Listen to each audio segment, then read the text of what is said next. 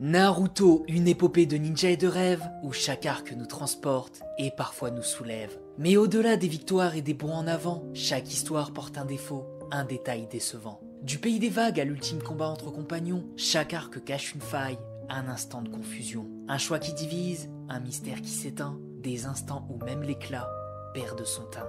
Alors, explorons ensemble ces manques et faux pas, ces moments où l'histoire trébuche, ici et là, car même les plus grands héros ont leurs zones d'ombre, et dans chaque arc, un problème nous encombre. C'est parti pour un voyage à travers chaque imperfection, à la recherche des failles de cette grande narration. Parfois des énormités, parfois du pinaillage, aussi mauvais soit-il, ceci est notre héritage. Alors si vous êtes prêts, embarquons ensemble dans cette analyse, décryptons ce qui cloche, ce qui freine, ce qui divise, pour révéler les ombres derrière les moments d'émotion et voir chaque arc sous un nouvel éclairage, avec passion. C'est parti pour découvrir le plus gros problème de chaque étape dans l'épopée Naruto. Installez-vous de manière épique et surtout, la phrase magique. Et puisque j'entends que vous êtes aussi motivé avant une séance jambes le samedi matin à 6h, on va pouvoir commencer. J'adore faire les intros.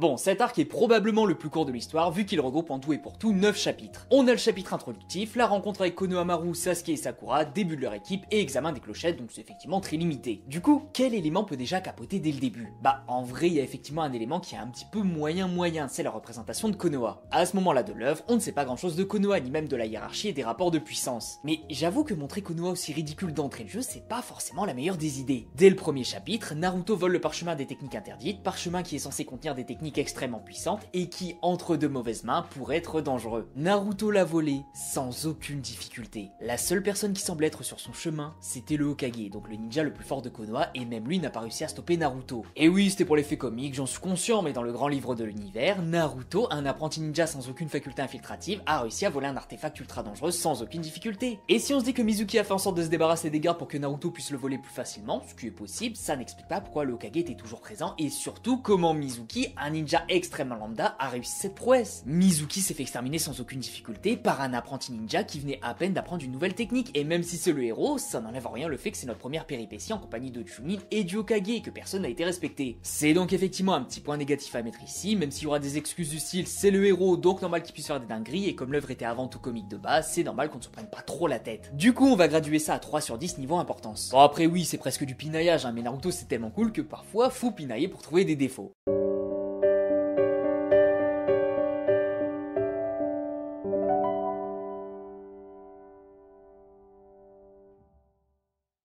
Très court celui-là. L'arc du pays des vagues, c'est une masterclass comme on en voit rarement pour un premier arc d'un manga, surtout aussi long. Parce que oui, l'arc précédent ne compte pas vraiment, c'est plus un amuse-gueule qu'autre chose. Bref, pépite sur pépite dans cet arc, une mission d'escorte. Non, pas ce genre d'escorte. On doit raccompagner Tazuna chez lui, de vrais ennemis apparaissent, une ambiance froide et oppressante, découverte de Kakashi le ninja copieur, géopolitique avec le système de pont pour relier le pays des vagues au monde extérieur, l'avidité de l'être humain et de sa cruauté sans mesure, et bordel Zabuza et Haku. Trop de choses trop cool dans cet arc et c'est clairement celui qui a cimenté Naruto comme un des nouveaux piliers du manga game. Et c'est d'ailleurs cet arc qui m'a lancé dedans, notamment avec la mort de Zabuza qui rush sur l'armée de Gato qui voulait prendre ses jambes à son cou. Qui? Cookie. Parce que Gato... N'empêche que je reste plus drôle que 90% du YouTube game, donc soyez heureux de m'avoir. Bref, qu'est-ce qui a posé problème dans cet arc? Bah, le terme pinaillage est vraiment très adapté ici parce que c'est vraiment du pinaillage. Je dirais que la puissance d'Haku n'a pas été ultra bien ficelée. Certes, on nous le montre comme étant une menace potentiellement supérieure à Zabuza lui-même, ce qui fait qu'il aurait été une menace pour Kakashi. Sauf que c'est Naruto et Sasuke qui l'ont géré, ce qui fait qu'une menace du niveau de Zabuza a été gérée par deux genin. Et bien sûr, je n'ignore en rien qu'Haku se retenait parce que son caractère faisait qu'il n'aimait pas les bains de sang, tout ça. Mais quand on regarde ses stats, c'est pas si fou que ça, alors qu'en vrai, il est censé être bien au-dessus. Genre, il peut se déplacer d'un miroir à l'autre à la vitesse de la lumière, alors techniquement, une bonne partie du casting n'est pas censé pouvoir le gérer. Donc c'est vraiment une sacrée menace, mais qui nous a laissé sur notre faim en se retenant de la sorte. C'est effectivement du pinaillage, comme je vous ai dit, mais bon, ouais, c'est dommage. Et j'ai même pas l'impression que la victoire de Naruto lui ait tant servi que ça. Nous dire qu'Haku est très fort mais ne jamais nous le montrer, c'est un peu limite, mais ça n'ira pas plus haut qu'à 1 sur 10 sur notre échelle d'importance. C'est juste un petit détail, genre le petit grain de poivre pas complètement broyé dans votre plat. Ça va pas être ultra agréable pendant une seconde, mais après on retourne à ce qui est cool. Donc pinaillage, ne me tapez pas.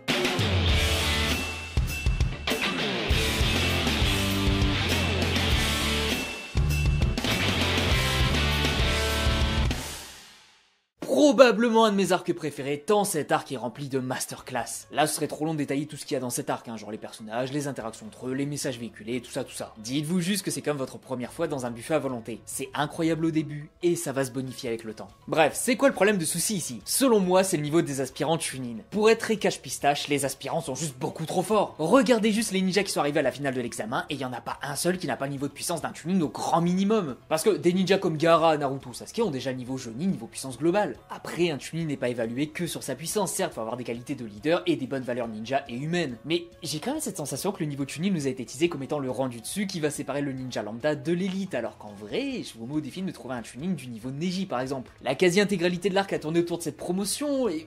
ouais, c'est cool d'avoir de nouvelles prérogatives, hein, mais j'ai trop cette sensation d'être dans un jeu vidéo avec un examen que tu ne peux passer qu'au niveau 20 et toi tu le fais au niveau 50. J'aurais vraiment aimé qu'on mette une barrière nette entre les genin de cet examen et les Chunin, histoire qu'on puisse voir quel niveau ils vont pouvoir atteindre par la suite. Mais après, tu prends le risque de minimiser la terreur qui était Gaara, donc c'est un équilibre difficile à trouver. Je dirais donc un 3 sur 10 niveau importance. Ça ne casse pas 3 pattes à patrouille, mais c'est vrai qu'après cet arc, on a du mal à prendre les Chunin au sérieux alors que l'immense majorité du monde ninja est Chunin. C'est un petit peu dommage.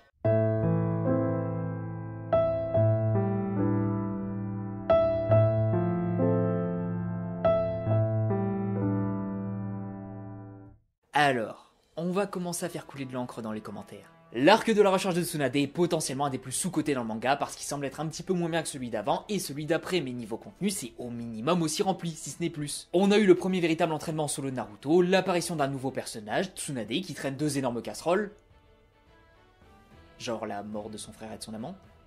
Bande de pervers. On a aussi eu la première comparaison de Naruto 4ème Hokage qui va devenir un axe de progression récurrent, 3 sannin en un seul arc, et le tout porté par une narration dynamique, assez drôle, profonde, poignante, épique. Bref, c'est un arc absolument phénoménal, et on a trop tendance à l'oublier alors qu'en vrai, il est clairement top tier. Mais pourtant, malgré ses innombrables qualités, il y a une zone d'ombre assez importante qui est à mon sens bien plus problématique que pour les 3 arcs précédents. Dans un arc où un sannin part en mission pour recruter un sannin et l'empêcher de rejoindre les griffes démoniaques d'un autre sannin, on se dit assez facilement que les sannins vont être au cœur de la narration, et c'est ce qui a été fait. On découvre leur histoire commune, puis le background d'une Tsunade meurtrie par le monde ninja et son aversion pour le poste d'Hokage qui lui a pris tout ce qu'elle avait. Grâce à la volonté du petit Naruto, elle se décide d'y croire encore une fois, de croire en un enfant qui veut devenir Hokage, et elle devient le 5ème Hokage à son tour. Tout était extrêmement épique et le combat des Sannin devait être la cerise sur le pompon de la Garonne.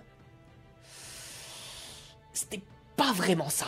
Alors attention, j'ai pas détesté, mais c'était extrêmement frustrant de voir que le combat entre 3 monstres de puissance avec un arsenal aussi énorme que le nombre de hors-série dans Boruto se finisse aussi vite. Il y a eu genre 3-4 actions grand maximum et ils ont utilisé des techniques super lambda. Ce sont surtout leurs invocations qui se sont battues et ça s'est fini en quelques pages sans que ça nous pète les yeux. Ce combat, il est à peu près aussi impressionnant qu'un banal combat dans l'examen de Chunin et c'est dommage avec des ninjas de ce niveau. Et la raison est assez connue, ils étaient tous nerfés. Jiraiya était drogué, Tsunade ultra rouillé et Orochimaru avait ses bras scellés. Ils ne nous ont donc montré qu'un fragment de leur véritable puissance et c'est ultra dommage vu la pépite qu'on aurait pu avoir. Pas forcément besoin de sortir le mode ermite ou autre, hein, juste de les laisser nous montrer ce qui sépare un Jonin d'un Sannin. À mon sens, on avait du bœuf de Kobe dans les mains, mais on est venu le tremper dans du ketchup. C'était pas mauvais, mais c'est un poil dommage. Là, on devrait aller chercher le 6 sur 10 niveau dommagitude.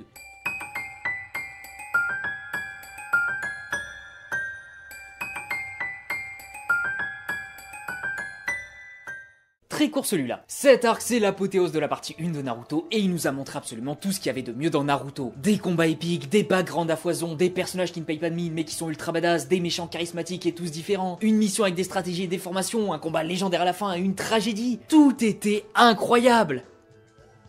À une exception près. Selon moi, des personnages ont été exclus de cet arc alors qu'ils auraient pu briller. J'en ai parlé récemment sur cette chaîne, mais c'est vrai que c'est un arc parfait pour mettre Shino en avant au vu de son style. On aurait pu échanger Neji avec Hinata pour qu'elle puisse avoir son moment de gloire vu que Neji l'avait déjà eu avec son combat contre Naruto. On aurait pu ajouter Tenten histoire d'avoir un personnage féminin mis en avant et enfin la montrer à l'écran. Tout est justifié évidemment, hein, genre Shikamaru avait un temps très limité pour monter une unité, les choix étaient aussi restreints à cause du manque de ressources militaires et on n'avait aucune info sur les potentielles menaces donc c'était tendu de créer la meilleure des combinaisons possibles. Mais à la limite, t'ajoutes juste des persos genre Tenten, Hinata et Shino et tu fais en sorte que les 4 du son soient encore plus forts histoire que les 2v1 soient la seule solution pour les arrêter. Et je suis conscient qu'avoir plus de membres n'est pas un bon plan au niveau stratégique pour pister un ennemi vu qu'on prend le risque de se faire repérer ultra facilement, mais vu qu'ils sont fait repérer ultra facilement justement, ça aurait pas changé grand chose. Imaginez Neji et Hinata contre Kidomaru, ça aurait été une dinguerie. Tenten qui couvre Shikamaru contre Taguya, Shino qui soulève les grands morts de Sakon. Bref, il y avait moyen d'envoyer toute la cavalerie de Konoha et de mettre en avant certains persos oubliés comme Tenten ou Shino, mais on n'a pas capitalisé sur la situation. Les affrontements étaient aussi épiques hein, évidemment, mais on aurait pu faire tout aussi bien en 2v1 à chaque fois vu que les 2v1 ont le facteur travail d'équipe. Bref, là un bon 5 sur 10 sur notre échelle d'importance me semble plutôt convenable.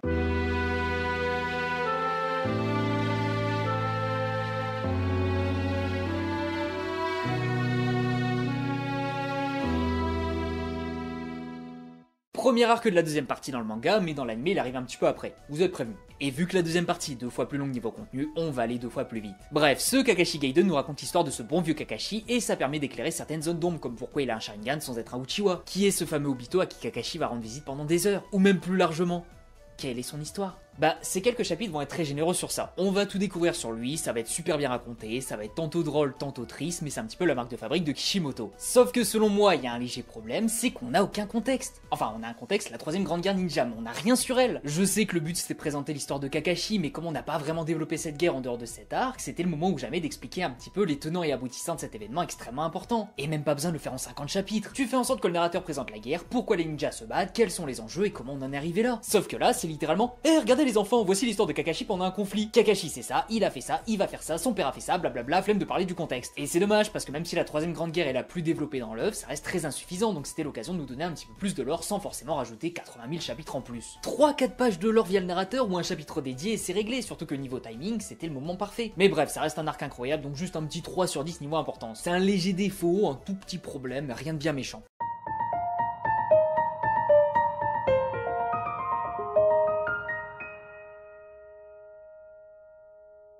Premier véritable arc de la nouvelle temporalité de Naruto quand ils ne sont plus des gamins et qu'ils deviennent des ninjas confirmés. Sakura, celle qui était toujours à la traîne, devient une véritable kunoichi prête à sauver les petites fesses mécaniques de Sasori. Elle était vraiment cool, capable de se défendre seule contre un des ninjas les plus forts du monde actuellement et sa collaboration avec Shio a fait un match extrêmement appréciable. Sauf que Naruto, lui, le personnage principal, a été extrêmement décevant. J'ai compris que le but de son entraînement avec Jiraiya était d'apprendre à maîtriser le pouvoir de Kyuubi et que cet entraînement a surtout servi par la suite en facilitant tous les entraînements futurs. Mais quand on voit Sakura avoir autant progressé, quand on voit que tout le monde parmi les 12 de Konoha sont devenus des monstres de puissance, on avait de grandes attentes en Naruto. Et oui, il est devenu plus fort, probablement plus puissant que n'importe qui parmi son groupe, mais c'était pas transcendant. Il a rien fait de spécial, il a pas pu gérer Itachi comme ce qui était censé être le cas avec les Genjutsu, il a pas servi à grand chose contre Deidara, et sa seule utilité dans l'arc a été de mettre le personnage de Shio en avant. Parce que oui, c'est Naruto qui lui a fait changer d'état d'esprit sur les relations intervillages. Donc ça, pourquoi pas, mais quand j'entends des gens dire que Naruto n'a pas progressé, je suis obligé de leur expliquer que ce qu'a fait Jiraiya était primordial pour son évolution future, mais honnêtement, je comprends leur point de vue. Montrer Naruto plus fort aurait été quand même plus appréciable, surtout que sa vitesse de progression à lui est folle, genre bien plus que celle de ses camarades. Donc 5 sur 10 ici. Il a été utile autrement, effectivement, mais j'avoue que ça fait un petit peu mal.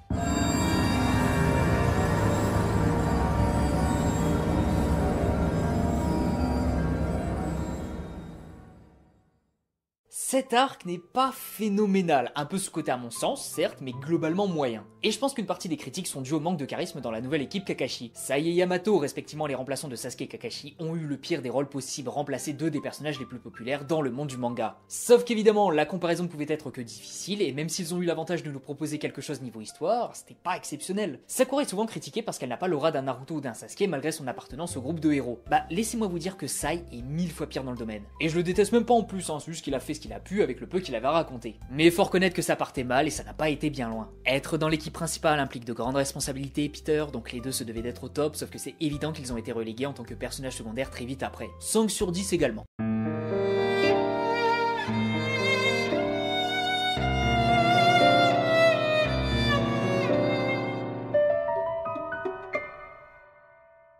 Azuma, personnage très populaire, décède contre des membres de l'Akatsuki. On nous montre bien le danger qu'ils représentent vu qu'ils sont capables de mettre à mort ce genre de personnage. Shikamaru décide de rentrer en guerre contre eux afin de venger son maître, mais surtout de compléter son ultime mission. Un arc extrêmement complet sur ce qui devait être raconté, c'était épique, de très beaux combats, de la stratégie, de la volonté, et surtout, on l'oublie souvent, mais c'est l'un des premiers arcs à ne pas avoir placé tous ses espoirs en Naruto. Naruto s'entraînait de son côté, mais il était plus un personnage secondaire qu'autre chose pendant 95% de cet arc. Et bizarrement, c'est rafraîchissant. Ça me rappelle presque la mission de récupération de Sasuke où Shagenin avait réussi à briller alors que ça partait quand même assez mal. Bref, cet arc était vraiment cool et beaucoup de personnages ont bénéficié de cette qualité d'écriture. On a Azuma qui continue d'être portrayé comme un maître extrêmement dévoué à son équipe et à son village, Shikamaru qui prend une nouvelle fois ses responsabilités en faisant face à l'impossible tout en évoluant dans sa mentalité, et Tashoji Ino qui...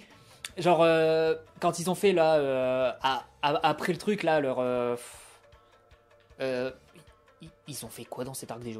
Bordel, ils n'ont absolument rien fait! Shikamaru a géré Solidan pour venger son maître, on met super bien en avant sa relation avec Azuma, Kakashi gère Kakuzu jusqu'à l'arrivée de Naruto qui prend le relais, et Taino et Shoji qui sont là sans servir à rien. Ils étaient là parce qu'ils devaient être là, mais ils n'ont absolument rien fait. Ils sont juste fait bolos par Kakuzu et Kakashi devait les surveiller. Voilà. C'est terrible. Est-ce que faire en sorte que les 3 battent Dan pendant que Kakashi gère tout seul Kakuzu jusqu'à l'arrivée de Naruto n'aurait pas été mieux? À vous de voir. 3 sur 10 parce que ça ne minimise en rien la qualité globale de cet arc, mais ouais, les fans hardcore de Shoji Ino ont dû péter un câble.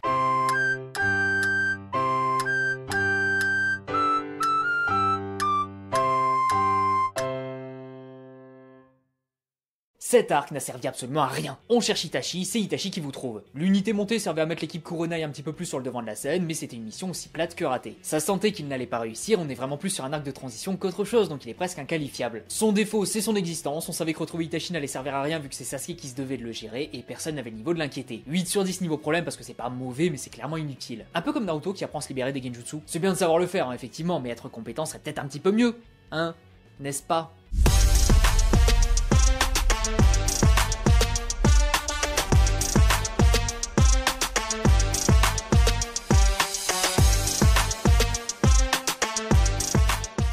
Il y a un énorme défaut dans cet arc et franchement je comprends pas pourquoi personne le soulève.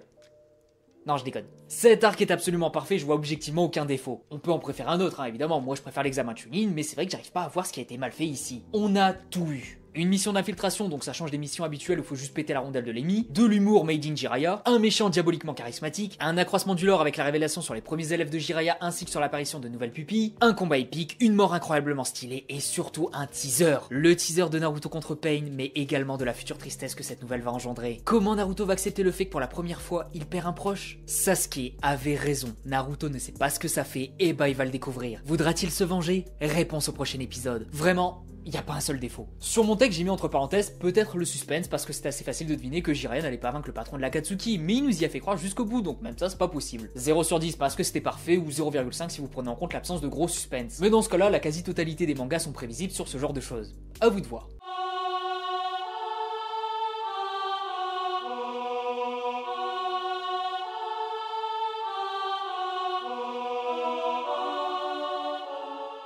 Désolé par avance.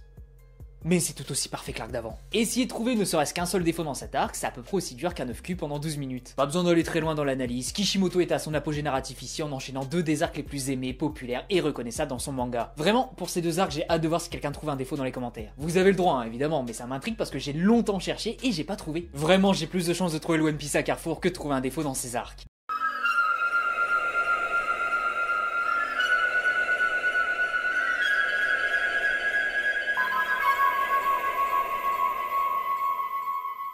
Là non plus, y a pas défaut parce que... Ouais, non, je deck. Il y a des défauts dans tous les arcs suivants, je vous rassure. Même si cet arc est vraiment extrêmement super mégamment cool, il y a un petit défaut qui me pose problème. Pain est monstrueux. Sa puissance lui a permis d'écraser le village sans pression, personne n'a pu le tenir à Konoha, en bref, c'est un animal de puissance. Par contre, je trouve qu'il a un petit peu trop été aidé par le scénario ici. J'en ai fait une vidéo détaillée pour ceux que ça intéresse, mais je trouve effectivement que Pain a réussi à prendre Konoha uniquement parce que les étoiles étaient parfaitement alignées. Si je devais résumer ça rapidement, il a pris Konoha par surprise, ce qui fait que de très gros dégâts ont été infligés et au village et aux habitants, notamment les combattants, avant même le début de l'affrontement. Tsunade, la Hokage, a divisé les troupes en 2 unités, une qui se bat et une qui aide les blessés et les civils, ce qui fait que la puissance militaire du village a été divisée par 2. L'équipe de Guy n'était pas au village, ce qui aurait été clairement suffisant pour l'éliminer vu que Guy peut sortir la 8ème porte au besoin et que pas mal de monde semble s'accorder à dire que Guy 7ème porte serait déjà une sacrée menace ici. Ensuite, Danzo a empêché Naruto de revenir rapidement, ce qui a provoqué la destruction du village. Si Naruto était revenu plus tôt, il y aurait eu un combat entre Pain et Naruto, plus des ninjas comme Tsunade qui n'auraient pas fumé tout son chakra pour empêcher que les habitants passent l'arme à gauche. Et enfin, Tsunade a choisi une approche conservatrice dans le sens où elle voulait sauver le plus de monde, mais si elle avait décidé que la meilleure des défenses c'est l'attaque, elle aurait pris part au combat. Les corps de Pain étaient divisés à différents endroits et jamais un corps unique ne prend Tsunade en dehors de Tendo, et encore ça dépend. Avec Tsunade, l'équipe Guy ou Naruto, les corps auraient été rasés un à un et la mission de Pain aurait été un échec relativement rapidement. Et moi, ça me sort un petit peu du truc de savoir que Pain a autant géré à cause de pas mal de coups de chance. Lui il s'en fout, hein, vu que sa mission était la capture de Naruto, peu importe les méthodes, mais moi, bof bof. J'adore cet arc, j'adore Pain, mais j'avoue qu'il avait un petit peu une armure en scénarium ici. 3 sur 10, on va pas non plus déconner, mais ça peut faire froncer un sourcil.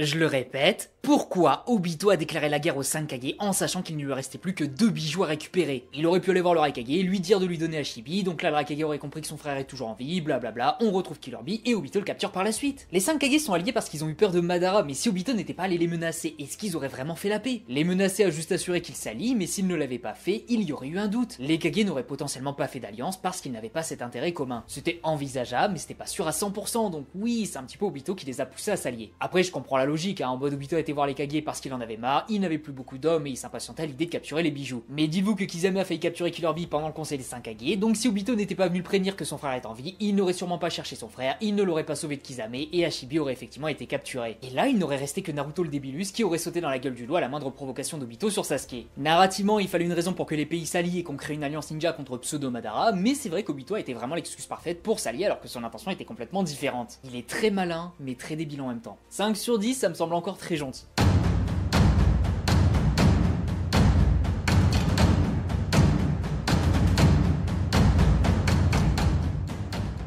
Alors là, il y a 3 phases de la Grande Guerre, donc je vais exceptionnellement évoquer 3 problèmes à 3 périodes différentes. Le début de la guerre voit les premiers affrontements entre l'Alliance contre l'armée de Zetsu et des réincarnés par les Do Tensei. Sauf que là, le premier problème, je l'ai déjà évoqué, ce sont ces affrontements. Ils étaient beaucoup trop random. Tu fais revenir Hanzo de la Salamandre, un ninja légendaire qui a un passé commun avec Tsunade. Pourquoi tu lui donnes Mifune? Pourquoi tu ramènes pas le plus grand des samouraïs de l'histoire pour affronter Mifune pour que Tsunade puisse briller face à Hanzo? Le système d'Hanzo qui retrouve ses convictions peut être adapté à Tsunade vu qu'elle a réussi à lui tenir tête à une époque, mais là, elle a grandi, donc elle pourrait le gérer. Plutôt que de faire des affrontements random, on aurait pu faire des combats qui font sens et qui mettent tout le monde en avant, mais ça sent que cette partie a été délaissée. 7 sur 10 parce que c'était casse-bonbon quand même de transformer une potentielle mine d'or en une mine de cuivre. Ensuite, la deuxième partie où Naruto arrive sur le champ de bataille jusqu'à l'alliance Madara-Obito, bah le problème il est tout trouvé. Pourquoi Naruto il fait tout? Il balance ses clones partout sur le champ de bataille et il solo la guerre sans problème. Oui, c'est le personnage principal qui va apporter la paix dans le monde, donc il le fait, mais ça décrédibilise énormément la difficulté de cette guerre. Une guerre, normalement, c'est un nombre incalculable de morts, des stratégies militaires pour prendre l'avantage tant sur le plan ressources que sur le plan mental, et tout ça est mis de côté pour laisser Naruto tout faire. Naruto rend la guerre beaucoup trop facile et on n'a plus l'impression d'être dans une guerre, juste dans un affrontement face à un méchant lambda. C'est juste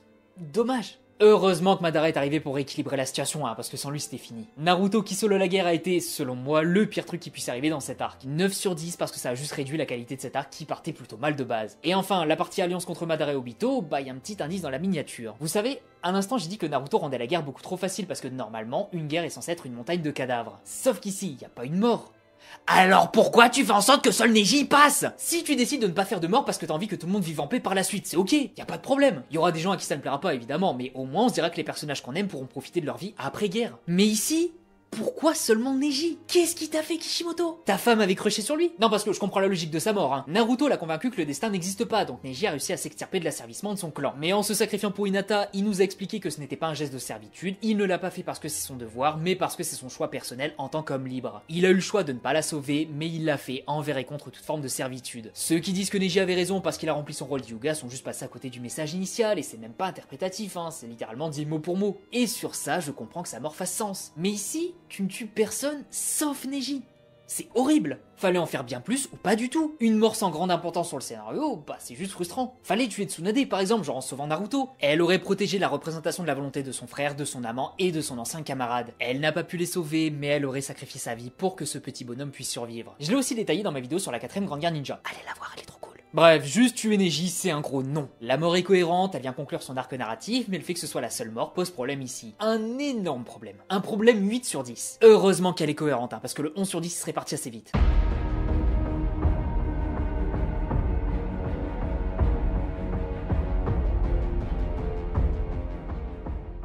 Bon, elle c'est trop évident, donc je vais laisser notre ermite panel du YouTube Game expliquer tout ça. PTDR, t'es qui? Voilà.